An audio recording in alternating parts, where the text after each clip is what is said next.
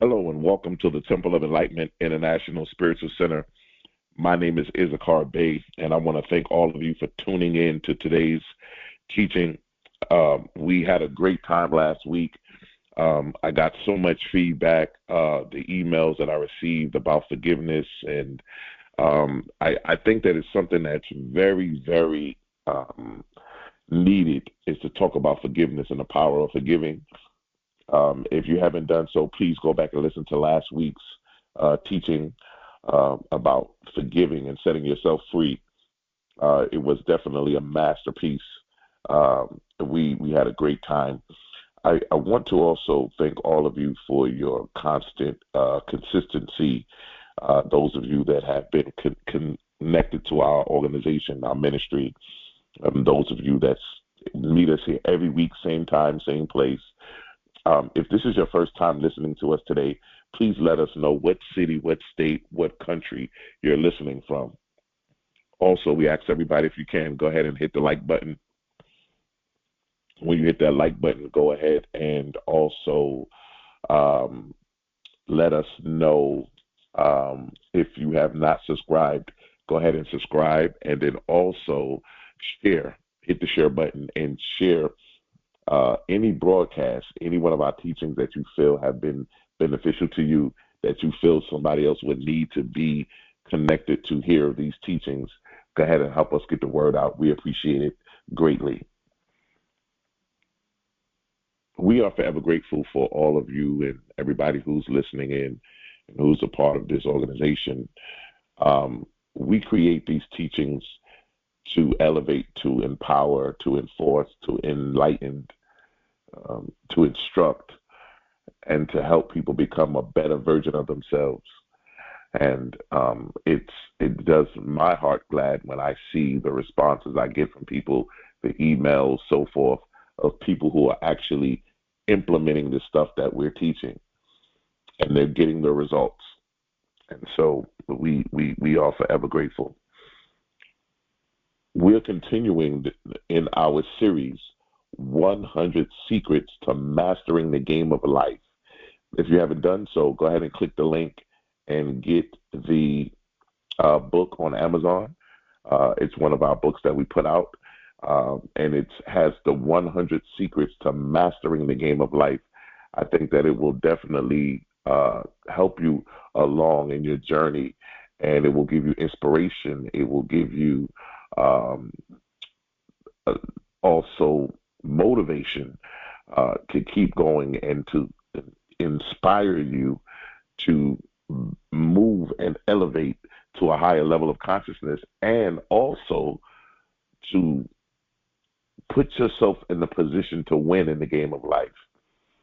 And I think that this is something that's going to be so much of a blessing to you, and so we're honored that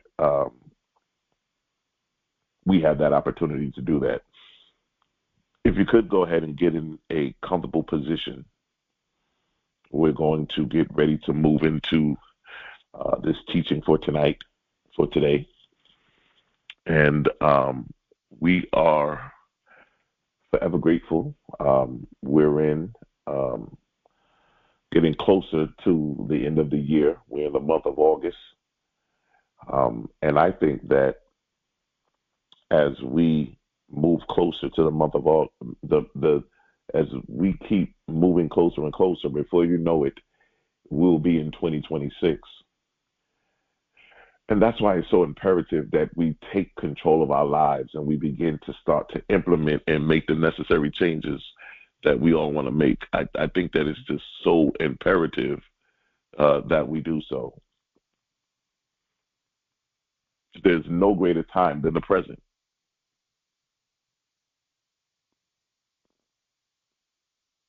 And I just believe that if we're going to be successful in life, we have to continue to walk the path, learn the path, and become the path.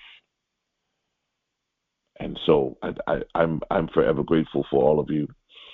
As we get in a quiet position, let's get ready for our spiritual mind treatment.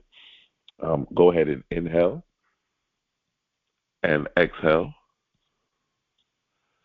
Once again, go ahead and inhale and exhale.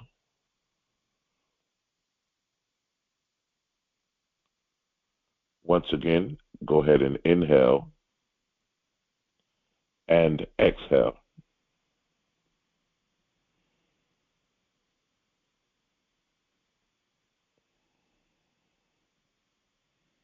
Once again, inhale and exhale. There's only one power, one infinite intelligence, one divine design. I recognize the infinite intelligence that governs all things with order, precision, and divine intent. I call forth the one presence, the one power, the one source that knows no fear, no failure, no limitation. It is the I am that I am, perfect, complete, and always operating in truth. This presence does not abandon us in difficulty. It uses difficulty to deliver us to ourselves. Every atom of existence is alive with purpose. Every challenge carries encoded instructions for becoming. God does not send obstacles. God sends opportunities dressed in resistance. I declare the truth about my challenges. I now declare that every challenge I faced is a teacher, not a tormentor. I no longer curse my mountains. I climb them and claim them. I am not paralyzed. I am being positioned. What once confused me now reveals me. I do not fear pressure. I transmute it into power. I am not the victim of my story. I am the architect of my becoming. Through every fiery trial, I rise with more clarity, more courage, more conviction. I walk through the storm not as one who is broken, but as the one who is being born again, more aligned, more awakened, more unstoppable. I release this word into the divine law, knowing that it is already done. I release this word not into the air, but into the fertile soil of the universal law. I know it cannot return void. I know that every cell, every circumstance, every corridor of my life is now recognizing to reflect the truth that I've just spoken. I do not doubt, I do not fear, I do not delay my good with mental interference. I trust, I stand, I activate, and I allow. And so I walk forward, healed, whole, and on divine assignment. I am no longer paralyzed by challenge. I am propelled by it. I now know who I am, and so it is, and so it is. Ladies and gentlemen, thank you for tuning in to our teaching for today. We're going to continue our series, 100 Secrets to Mastering the Game of Life. If you haven't done so, go ahead and hit the like button, and then also go ahead and hit the link in the description and get your copy from Amazon. Today, I want to talk about one of the secrets in the book. Life's challenges are not supposed to paralyze you. They're supposed to help you discover who you are. I'm going to say that again. Life's challenges are not supposed to paralyze you. They're supposed to help you discover who you are.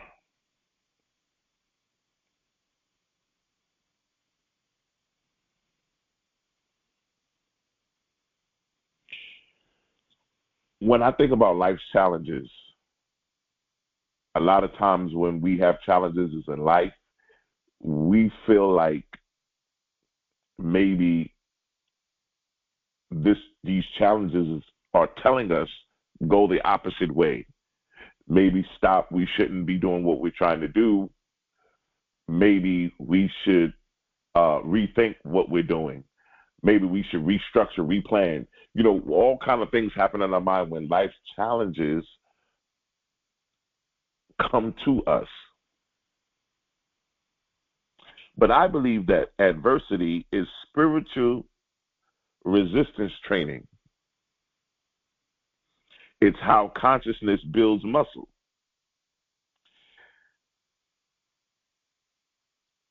I believe that everything is working for us. I call it evolution. Challenges are initiations, not interruptions. Let me say that again. Challenges are initiations, not interruptions. Life doesn't give you what you want. It gives you what will wake you up. Resistance is the spiritual gym for the soul.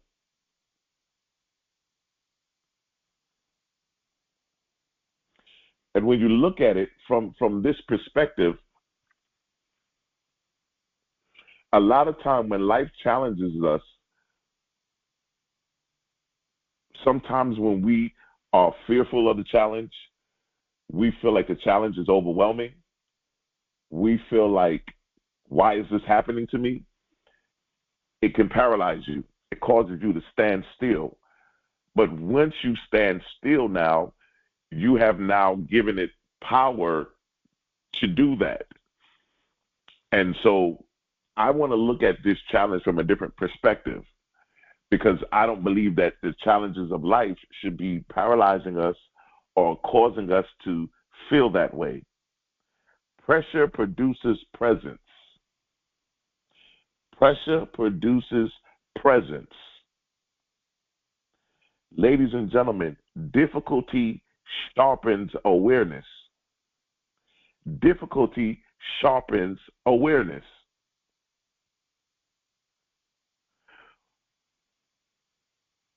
I've always said this: you never know how strong your tea bag is until it's placed in hot water. When life squeezes you, it extracts the deepest truth. Oh man, my God. When life squeezes you, it extracts the deepest truth. You only meet your power when life confronts your programming. You got to ask yourself, how are you programmed? You got to ask yourself, how are you programmed?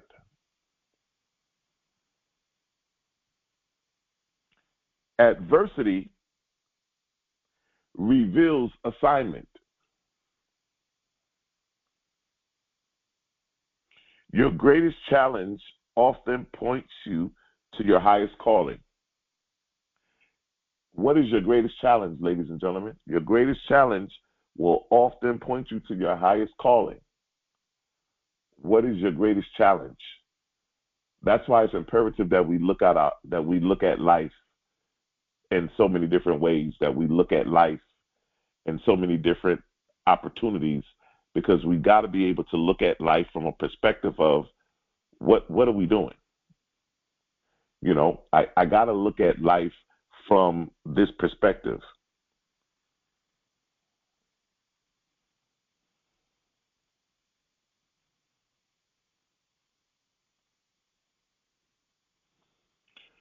You often look at what hurts you the most, what breaks your heart, what really sets you on fire. The thing that really gets under your skin sometimes is a clue that may show you what you were born to heal or transform.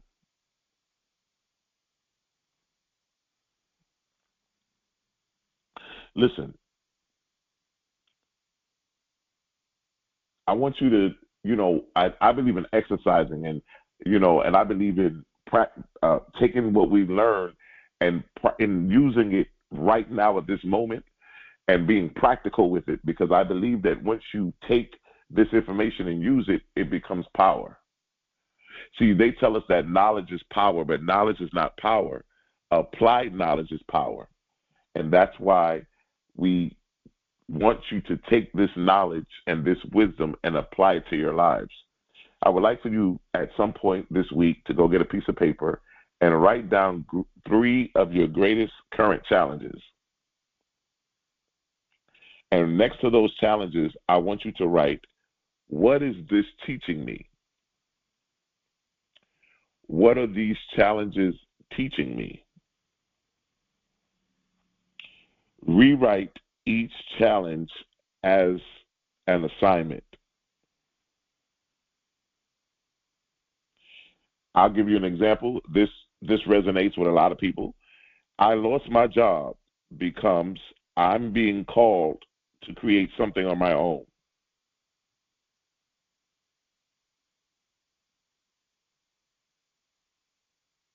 So whatever your challenge is, once you write it as an assignment, you're going to write, okay, the person said they lost their job, but you're going to turn that into, I'm being called to create something on my own. Identify what emotions surface. Are you reacting or responding?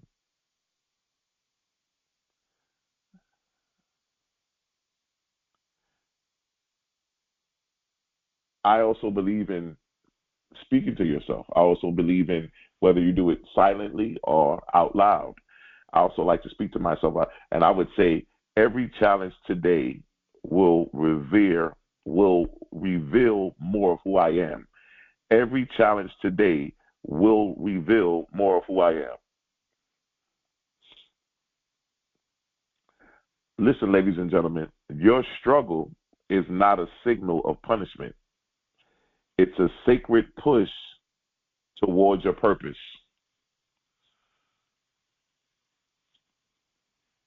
Your struggle is not a signal of punishment.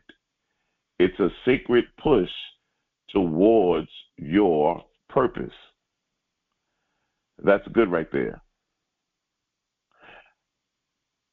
When life challenges you, you can't feel like, oh, woe is me. Why is this happening to me? You know, I want you to get an understanding that sometimes life's challenges are actually showing you and actually preparing you for what you're getting into. Many of us will come and say, you know, we talked about this in our vision board mastery series. A lot of you on your vision board, you're putting things on your vision board. We've dealt with this December going into January. If this is your first time, you can go back on our channel and listen to the vision board mastery series. And what happened was many people are working on their vision board. They want to manifest. They want to create. Now, when you put the things on your vision board and you begin to want to manifest, you begin to want to create, you begin to want to do these things, you have to realize that life is going to put things in position for you to get to where you're going. So, yes, you want to manifest. Yes, you want to be able to go to the next level in life. Well, in order to go to the next level, sometimes you have to be pushed or go through a little adversity to get to that level. You know, we talked about this last week with forgiveness, and we talked about the gym. In order for me to get stronger, I got to go to the gym. I got to lift heavier weight. I got to work out longer. I got to do more reps. And what happens is as I increase those things, so does my strength increase.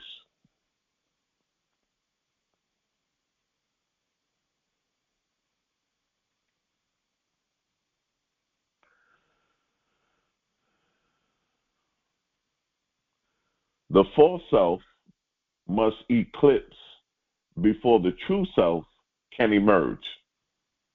You cannot become who you truly are while clinging to who you had to be. That's deep right there. Let me break that down for you. The false self must eclipse before the true self can emerge. Many of us were not our true selves. We were somebody else that we had to be or we thought we needed to be. But you cannot become who you truly are while you're still holding on to the you had to be. You got to let go of what that is. What I mean by that, ladies and gentlemen, when life challenges come to you, a lot of times we hold on to our yesterday. We hold on to what we used to do.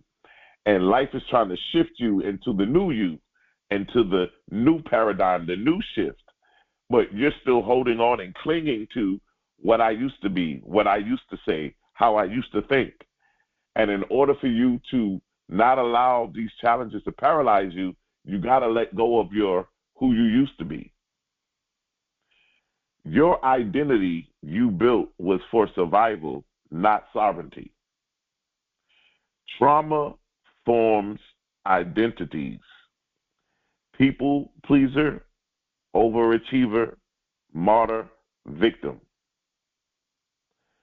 These persons were defense mechanisms, not divine blueprints.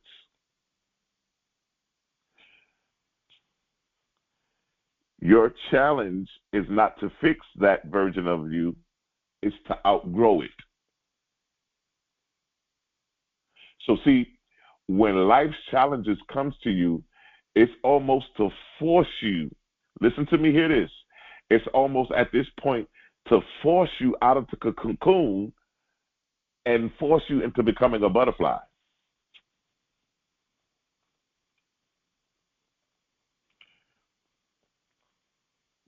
Ego attachment is the illusion of safety. Let me say that again. You attach to your ego is the illusion of safety, because a lot of times our ego is what we hold on to. It relaxes us, it makes us feel safe. But in reality, it's an illusion. The ego clings to titles, routines, and familiar pain to feel secure. But when you're facing a life challenge, it will shake these illusions to awaken the soul's truth.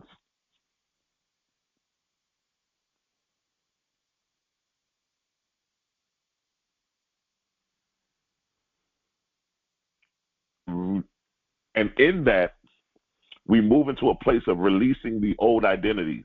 Let go is not a loss, it's a liberation.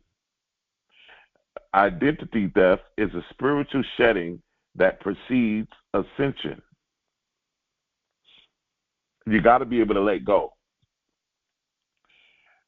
You know, when you release something and you let it go, you're actually allowing yourself to move forward. You are detaching that from you. It no longer serves you any good. So that's why letting go is connected to liberation. I want to be liberated. Yes, you can be liberated, but you got to let go first. You got to let go of that old you, the old mentality. And these challenges that you're facing are trying to move you into a position of liberation, but you got to let go. A lot of times we don't do anything because we're so fearful of what's happening, we get paralyzed.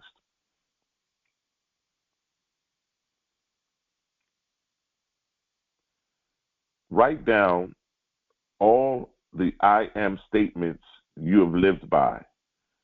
And what I mean by that is, I'm not good with money. I'm not lovable.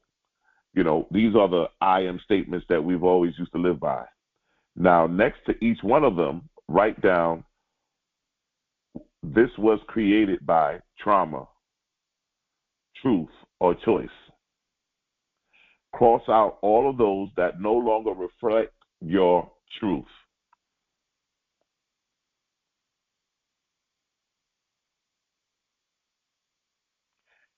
If I were no longer afraid of losing who I used to be, who would I become? Ask yourself that question. If I were no longer afraid of losing who I used to be, who would I become?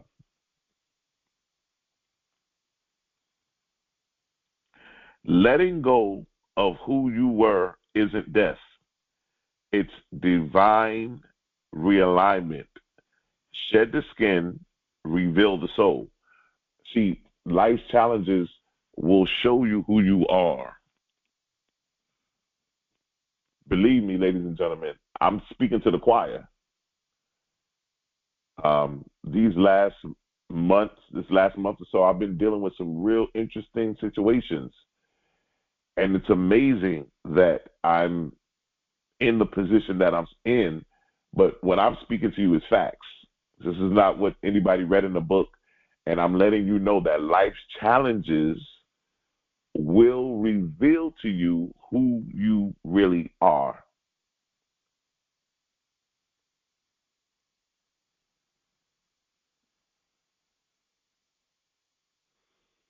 It moves us into a place of becoming the mold, becoming the architect of a new normal, breaking the mold, becoming that architect of a new normal, which means when life challenges come to me, it makes a shift in me that allows me to move into a new paradigm.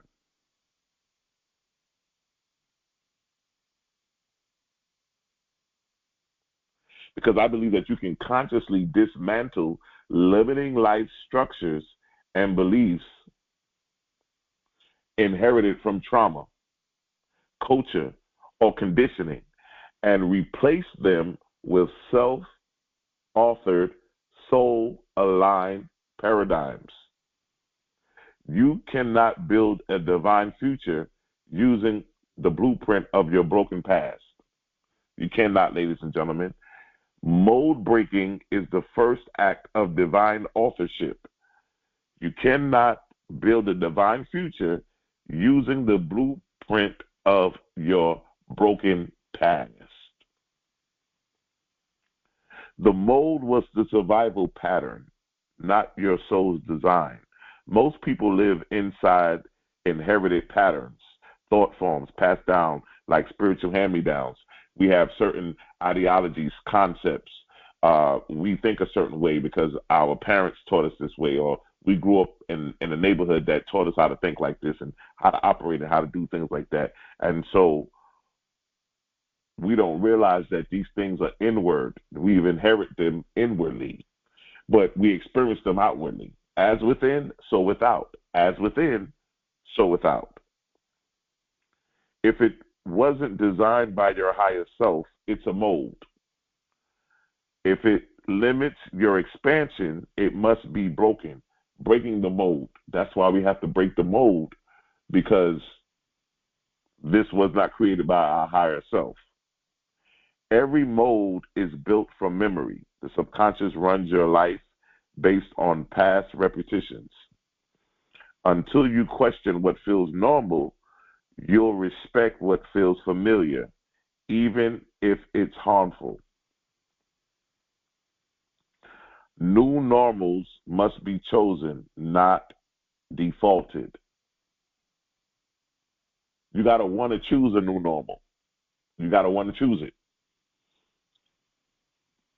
And with the new normals, when life challenges come your way, it puts you in a different perspective of a new normal. Breakthrough begins with intention, not repetition. You are not obligated to normalize dysfunction just because you were born into it. We got to learn how to separate out of dysfunction and not normalize dysfunction. Some of us has been in dysfunction so long that we've normalized it. We don't even realize that the life we're living is in dysfunction. And so we have to move in a position where now we're able to separate ourselves from there. I have a mold mapping exercise I want to take a look at on a sheet of paper this week. In 4 categories, write on a piece of paper: money, love, purpose, identity. And write down the rules you were taught growing up. Next to each one, so next to money, write the rules that you were taught about money, write the rules you were taught about love, write the rules you were taught about purpose, write the rules you would learn that you were taught about identity. And then circle every belief that makes you shrink or settle. And then after that, next to each one, I want you to write a new truth that expands and empowers.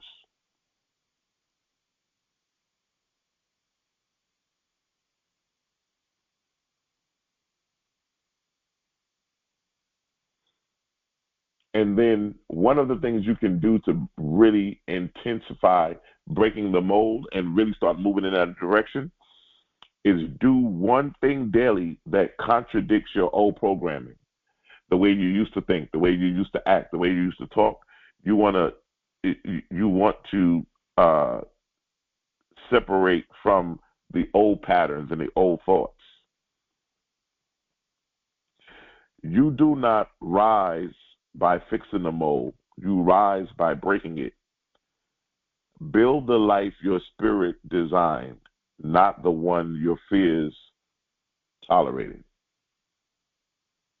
Let me say that again. You do not rise by fixing the mold. You rise by breaking it. Build the life your spirit designed, not the one your fears tolerated.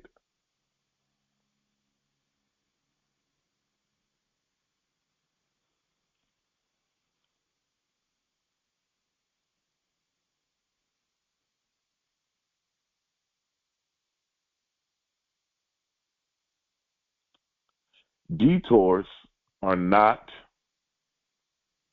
interruptions of destiny.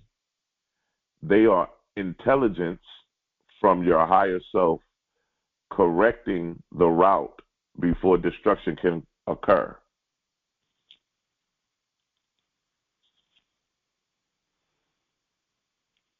Ladies and gentlemen, everybody that's listening to me in life, you will go through some detours.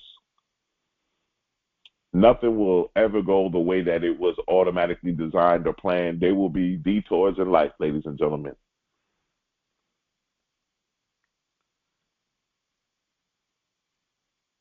And sometimes those detours will save your life. Those detours, although they can be very challenging, they can be very out of the way, they can really throw us off course as we think it's off course. But in reality, it's really putting us in the position that we need to be in. The path is not always linear, but it's always precise. Spirit always leads through rhythm, not routine. When the door shuts, the universe is editing your access to protect your essence. I've always believed that when one door closes, another door opens. Um, Sometimes when the door closes, we try to open it back up. Sometimes, um, we have to realize that when a door closes, it's time for us to shift. It's time for us to move in a different direction. Um, Setbacks strip away the false timeline. We have this certain ideology that everything must be done at a certain time.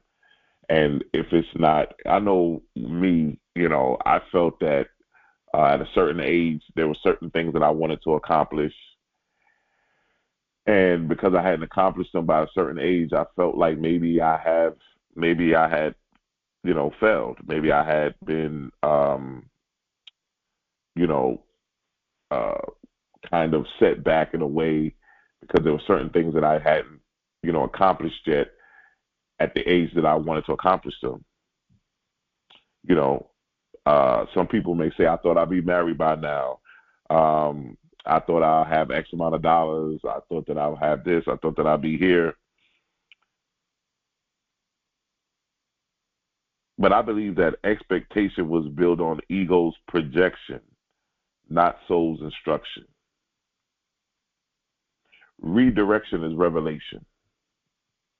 Life closes what's comfortable to reveal what's correct. Life closes what's comfortable to reveal what's correct. The detour often reveals what you would have missed, but you stayed committed to your plan. And so sometimes we have to remove this false timeline because life happens on time. Life happens in time. Everything happens for a reason, for a purpose. There's no mistakes, there's no accidents in the universe. And I had to realize that. I had to really take a look at my life and realize if there's no accidents and there's no mistakes in life, what am I doing? Because these situations and circumstances that life has presented to me have kind of put me in what I may call a paradox. But when you come into this kind of teaching and you begin to start to think a certain way and look a certain way, and you begin to shift your consciousness, you realize that consciousness is our only reality. And it begins to shift and change the very foundation of what you have. But I want to say this.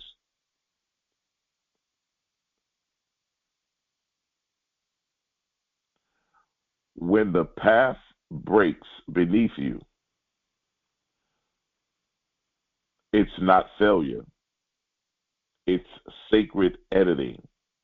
Detours don't destroy destiny, they define it. Whew. Let me say that again. When the path breaks beneath you, it's not failure, it's sacred editing. Detours don't destroy destiny, they define it.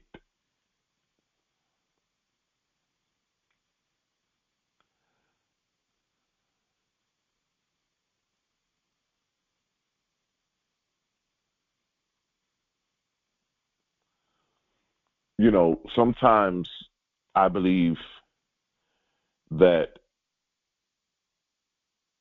sometimes we have to release our control. We have to surrender and release our control. We're all looking for uh, the opportunity to become great, the opportunity to go to the next level. Surrender is not a weakness. It is energetic alignment with the intelligence of the universe.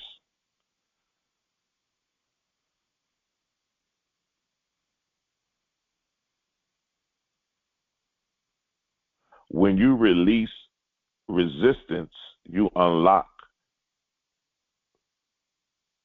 receptivity. When you release resistance, you unlock receptivity. Control, listen to this, ladies and gentlemen. Control is a trauma response, not a spiritual strategy. Control. People who want to control everything, people who want to control, I need control of this, I got to have control over that. Control is a trauma response, not a spiritual strategy. Trying to control everything stems from past unpredictability and survival fear. Control is ego's way of saying, I don't trust spirit. Surrender is your soul's way of saying, I am now ready to receive differently. Letting go is letting life in. Letting go is letting life in. Your resistance will block your blessing. The more you try to force a reality, the more you delay the reality that wants to find you. Listen, everything that you're looking for or that you want to go after in life is looking for you. Everything you're looking for is looking for you. Everything you're looking for is looking for you.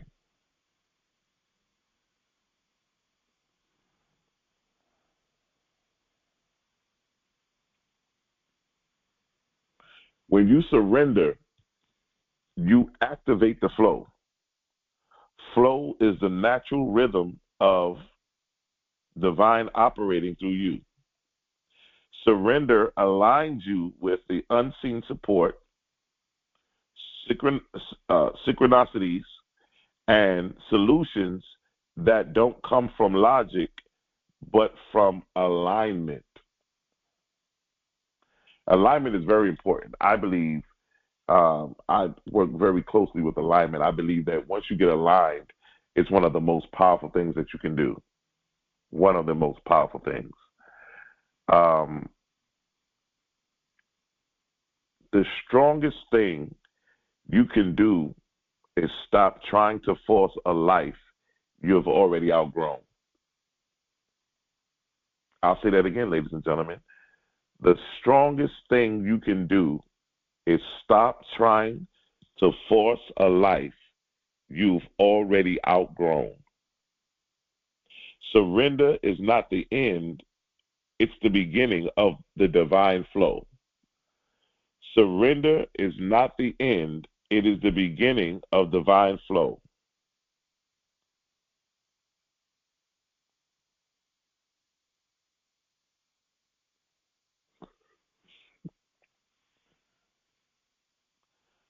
Sometimes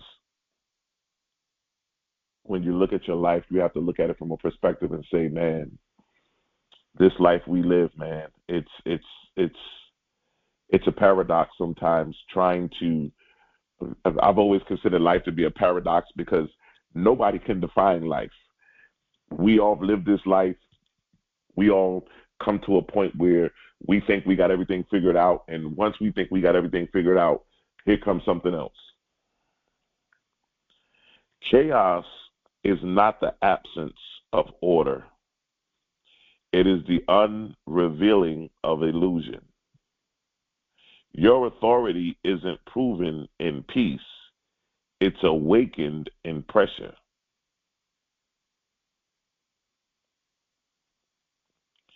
Let me tell you something, ladies and gentlemen.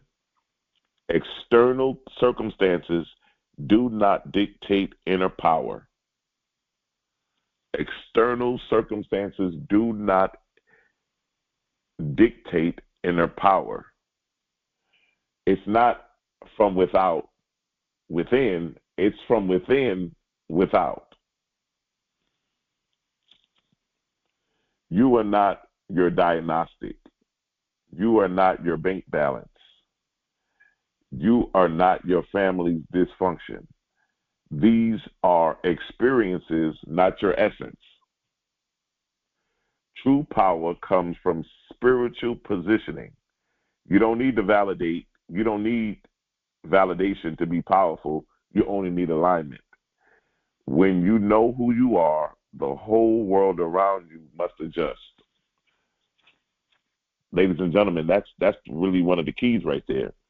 When you know who you are, the whole world around you must adjust. The whole world must adjust.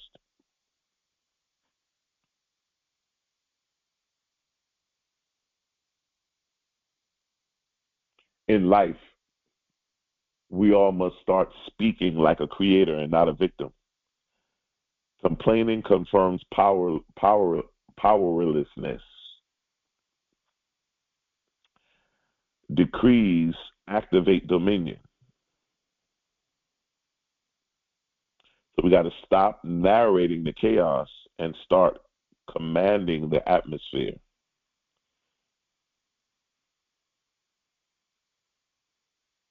Creators create, creatures, there's only two people in life, a creator or a creature. You got to determine which one are you. Creators create.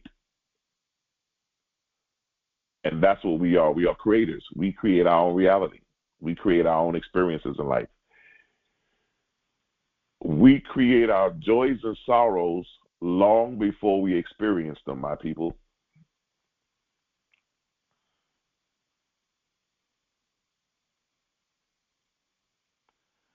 Chaos does not cancel your power. It confirms it. You're not born to bow. You're born to command. You have the ability to command the thing that you want to see in perspective, the things that you want to see happen in life. You have the ability to command. You have the ability to grow, to go to the next level. You have that ability. The only person that can stop you is you.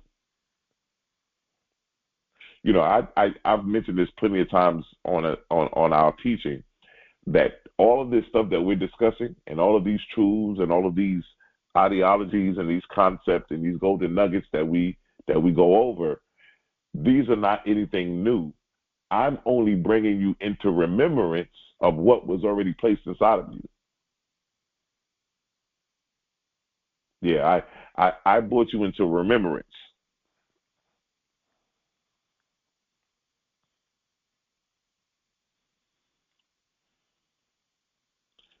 Your outer life is the architect of your inner self concept.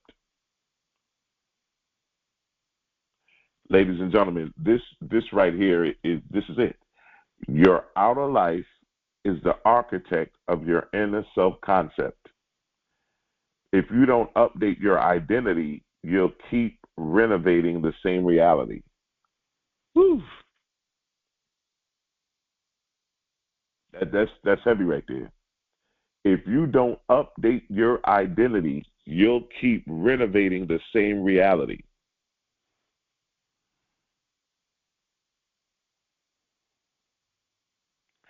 Becoming requires new eternal instructions. You cannot build a new life with outdated blueprints. Your decisions must now align with who you're becoming, not who you've been. So, see, I want to say this, and I'm going to stop right here and say this. This goes back to the vision boards, to this and that. When all of us are on our vision boards and we're saying, I want to experience this in my life, and I want to live a good life, and I want to experience this, and I want to manifest this, we have to understand that where we are at that moment and what we're trying to manifest are two separate things. So where we are in consciousness at that moment of what we want to manifest, and to get to the final manifestation, to get to the final outcome, is going to be two different situations. In order to get there, we're going to go through some adversity. We're going to have some challenges, and those challenges are not to paralyze us or stop us from manifesting or stop us from getting what it is that we want, that we have on our vision boards or anything. But what it is to do is to help us to transform, to remove the old and embrace the new, so that we can now make the shift to get to what it is that we're going to get. See, many of us were confused because when the challenges came, we got paralyzed and we got afraid. But we didn't realize that those challenges were actually going to be stepping stones for us to get the very thing that we're manifesting.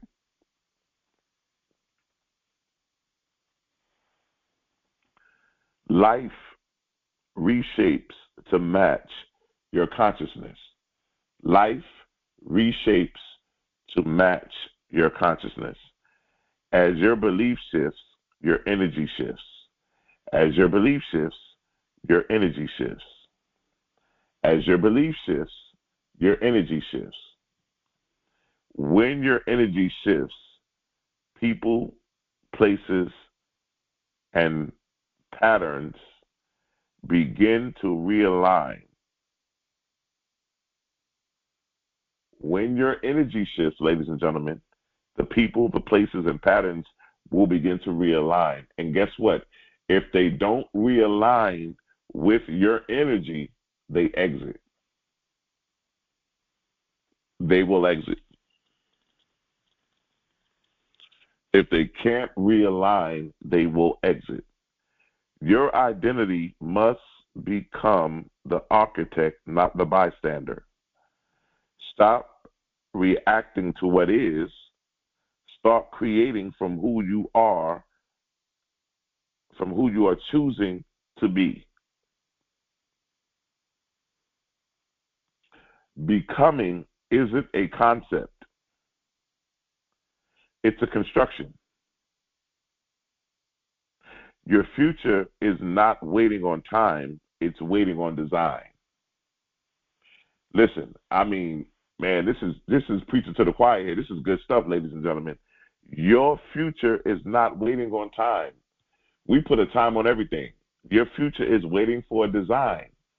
It's waiting for you to design it, ladies and gentlemen. It's not waiting on, you're sitting on there waiting on time saying, I thought by such and such time I would have accomplished this, and I thought I would have had this going on, and I would have been married and all this.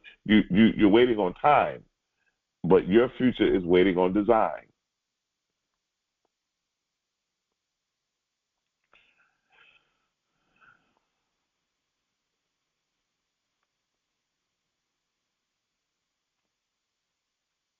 Spiritual maturity is not how loud you shout. It's how consistent you embody what you know. Embodiment is the evidence of inner mastery. Embodiment is the evidence of inner mastery. Truth without practice is just theory. Insight without application becomes spiritual entertainment. Consistency, not intensely, not intensified, produces transformation. The real you must produce daily. You don't become empowered from a weekend seminar. You become empowered by becoming a lesson every single day. Every single day you become a lesson.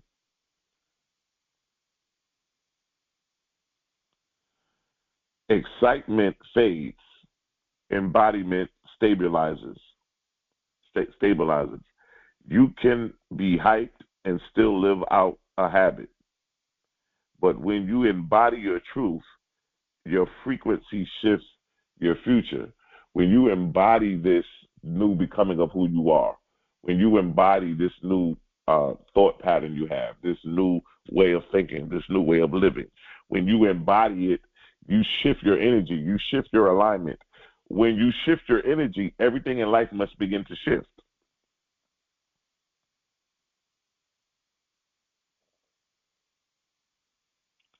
You do not become powerful by what you know. You become powerful by what you embody, especially when no one is watching. What are you embodying, ladies and gentlemen? What are you embodying?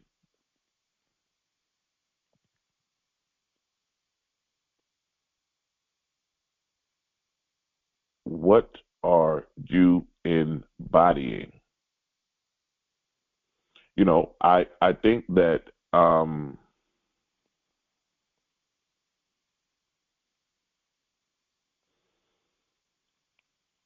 this this teaching the 100 secrets to mastering the game of life, and this teaches us that reinforcement, realignment, and revelation will get us to the place where we need to be, and it allows us to speak into our own lives.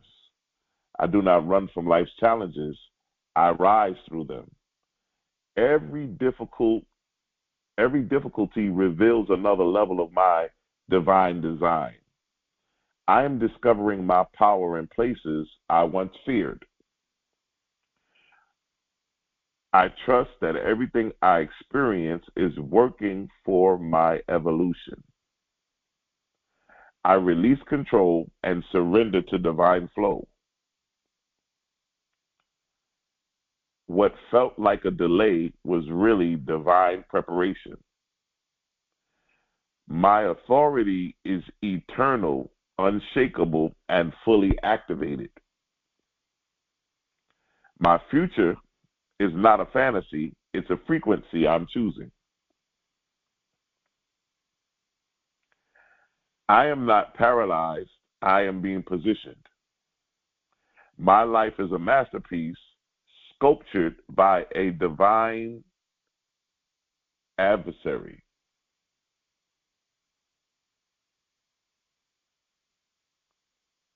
I walk through the fire and come out formed but not burned.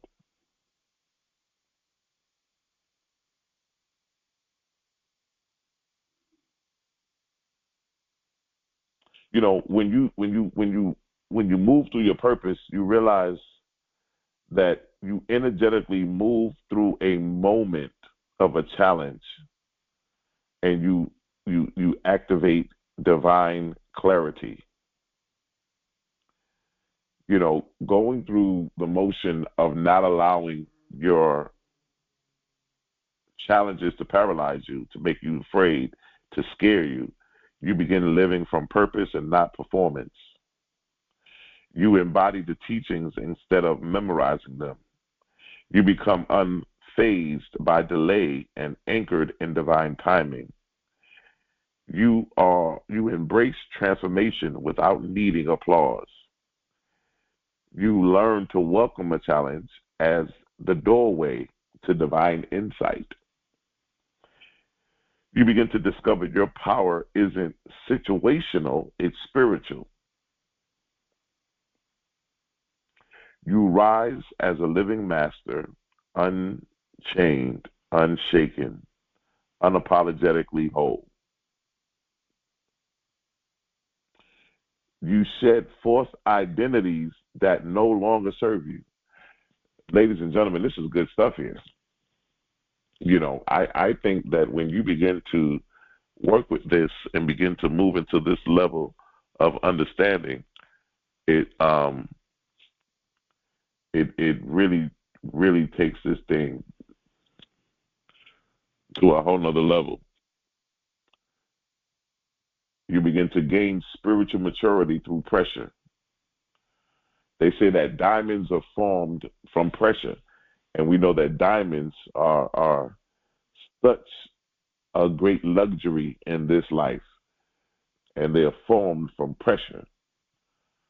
I think that when you realize and take another look at life's challenges, you begin to move from where you are to where you want to be. You begin to look at life differently. You begin to look at these challenges as doorways for us to go to the next level. You begin to look at these things as a way of elevating yourself and moving yourself in a different position, in a different place, and allow yourself to really elevate. I think it's phenomenal. I think it's absolutely phenomenal.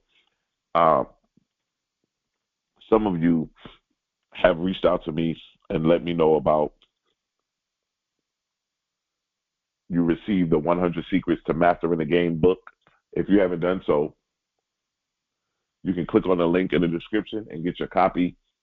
Um, I wanted to put this book out because I believe that these secrets would be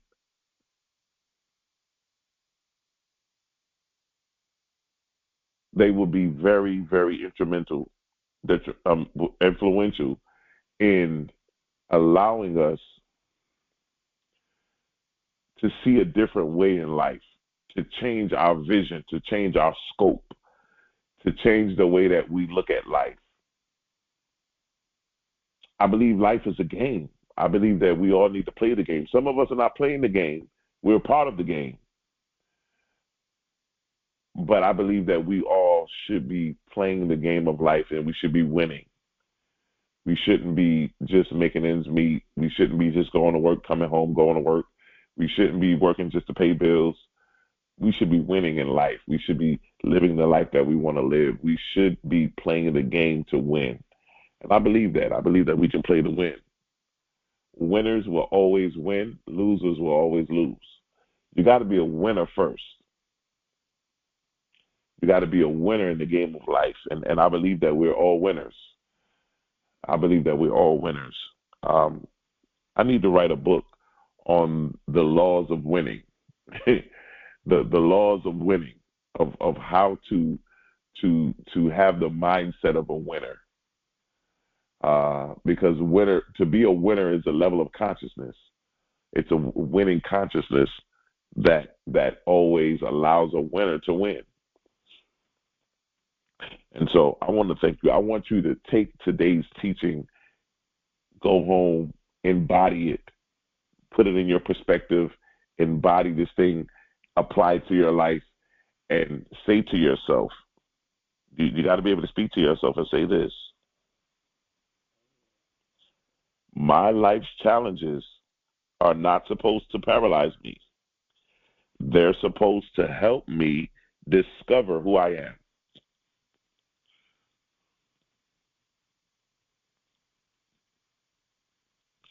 I want to thank all of you for tuning in to our teaching. If this teaching has been great for you, please hit the like button. Please subscribe. If you know somebody that needs to hear this, go ahead and hit the share button. Copy that link, email it to them, text it to them, and let them know this guy is here every week, same place, same time, dropping the wisdom, the knowledge that helps us to expand our levels of consciousness and grow and become a better version of ourselves. The Temple of Enlightenment International Spiritual Center, that's what we do here, ladies and gentlemen. And I want to thank you for your support. I want to thank you for everything you're doing. Also, I want to say this. I want you to, if you guys want, help us to grow our audience by sharing it, sharing the channel, also subscribing it yourself, and help us get the word out. But if this ministry, if this organization has been a blessing to you and you would like to sow, you would like to donate into this ministry, there's 4 ways that you can give. The first way is going to be our Cash App, which is going to be $TOESC. Once again, that's $TOESC. And then the second and third way is going to be our Zelle and PayPal. Zelle and PayPal are going to be connected to our email, which is info, INFO, @TOESC.org. It's going to be INFO @TOESC.org. And then also, if you want, you can send it through Venmo. Venmo is going to be Issachar Bey. It's going to be ISSACHARBEY @gmail.com. It's going to be ISSACHARBEY @gmail.com. And that's going to be for Venmo. So those are the 4 ways that you can sow your seed, that you can give your donation to our ministry. We want to thank all of you. We believe that whoever sows into this organization, into this ministry, we believe, and we speak it into existence, that you will receive a 100-fold return. We believe that everything your hands set to do will be made manifest and will be of great success and great reward. We speak it into existence, and so it is. I want to thank all of you for your constant support. Thank all of you that have been consistent with us. We enjoy your feedback. We enjoy your emails and so forth. Also, those of you that would like to send something to us in the mail, our address is in the description. If you're writing a check or a money order, you can make it out to the Temple of Enlightenment International Spiritual Center, and you can send it to us by mail. We want to thank all of you. Thank you once again for all of your contributions or your help. We thank you greatly. We like to say this one thing: your destiny is not a matter of chance. It's a matter of choice. I love you, and there's nothing you can do about it.